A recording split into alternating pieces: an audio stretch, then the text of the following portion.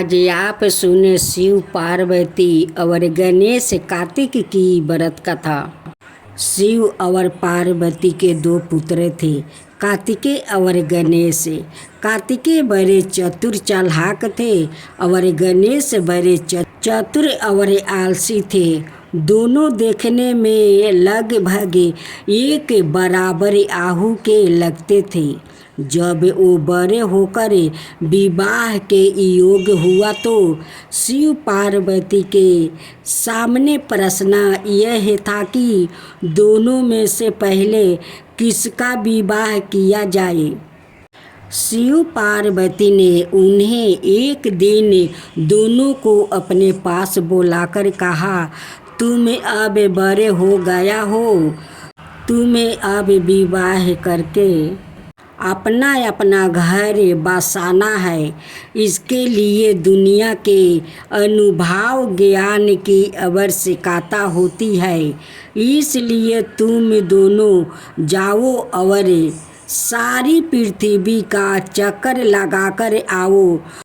तुम में से जो पहले आएगा उसी का विवाह हम पहले कर देंगे और जो बाद में आएगा उसका बाद में। कार्तिक यह सुनते ही पृथ्वी का चक्कर लगाने के लिए चल दिया। गणेश भी गया, पर थोड़ी देर बाद घर लौट आया। उन्होंने शिव पार्वती के चारों ओर एक चक्कर लगाया और उनके सामने आकर बैठ गया। शिव पार्वती ने पूछा, गणेश तुमने यह क्या नाटक किया।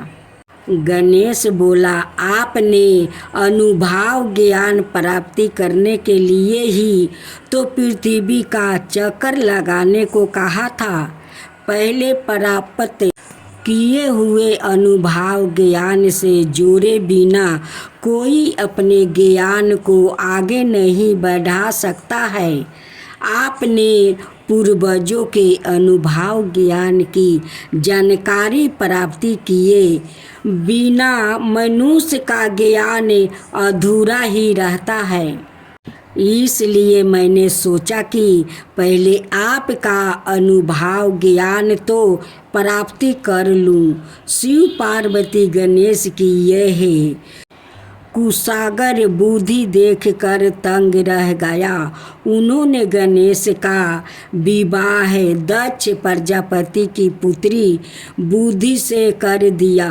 बुद्धि से उनको दो पुत्र हुआ, जिनके नाम शुभ और लभ रखा गया।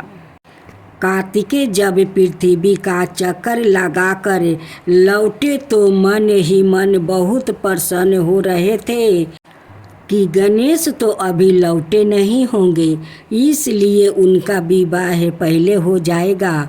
जब उन्हें यह गाता हुआ कि गणेश का विवाह हो गया है और उनके दो पुत्र भी हैं तो उन्हें बड़ी निराश हुई।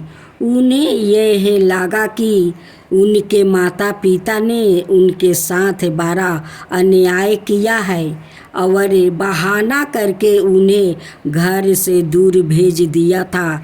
इसलिए उन्होंने विवाह ना करने की कसम खा ली है और कभी विवाह नहीं करेगा।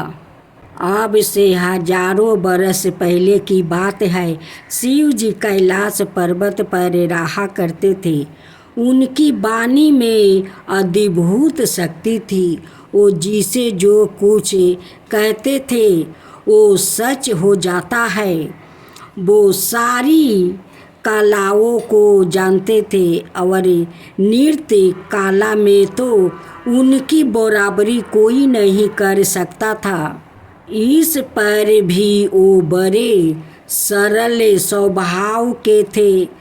उनसे जो भी जो कुछ मांगता दे देते थे। एक बार एक करूप जंगली जाति का मनुष्य उनके पास आया और बोला, महाराज मैं आपके पास रह कर आपकी सेवा करना चाहता हूँ।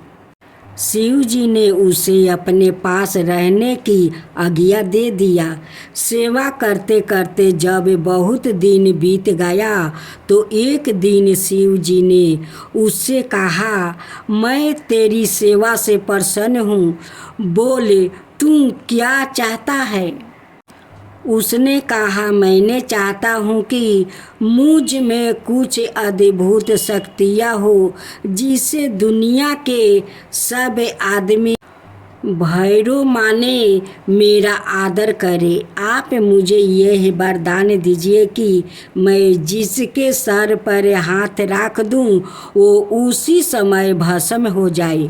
शिव जी ने बिना सोचे समझे कह दिया, जा ऐसा ही होगा। और उसी समय से उसका नाम भस्मासुर रख दिया गया। बुद्धिहीन मनुष्य को जब कोई शक्ति प्राप्ति हो जाती है तो वो उसका प्रयोग ठीक से नहीं करता। भस्मासुर ने सोचा, क्यों ना शिव के ही सिर पर हाथ रख कर देखूं कि मुझे यह शक्ति प्राप्ति भी हो गई है या नहीं। उसने उनके सिर पर हाथ रखने की चेष्टा की। शिव जी जान बचा कर भागे। आगे आगे शिव जी और पीछे पीछे भस्मासुर जंगल जंगल भागते फिरे। भागते भागते बहुत दूर जाकर शिव जी अपने एक पुराने मित्र विष्णु का घर खुला पाकर उसमें घुस गया। भस्मासुर किसी अनजाने के मकान में बिना उसकी आज्ञा के घुसने का साहस ना कर सका। वो द्वार पर बैठकर शिव जी के बाहर निकलने की प्रतीक्षा करने लगा। उधर शिव जी ने अपने मित्र विष्णु को अपनी मुसीबत की सारी कहानी सुनाई। विष्णु बोले, आप चिंता ना करें, मैं अभी उपाय करता हूँ। उन्होंने अपनी एक दासी को आवाज़ देकर बुलाया। वो बड़ी रूपवती थी। उन्होंने धीरे से उसके कान में कुछ कहा, उसके बाद वो चली गई। विष्णु भगवान की दासी नृत्य कला में बड़ी निपुण थी। वो बन ठन कर इतलाती हुई घर से बाहर उसी स्थान से होकर निकली जहाँ भस्मासुर बैठा हुआ था। उसने दासी से पूछा, अभी शिव जी यहाँ आए थे, वो कब तक बाहर आएगा। दासी ने कहा, शिव जी यहाँ कहाँ है, वो तो कैलाश पर्वत पर रहते हैं, मैं तो खुद उनसे मिलने वहाँ जा रही हूँ। भस्मासुर ने कहा, मैंने तो अभी उन्हें इसी घर में जाते देखा था।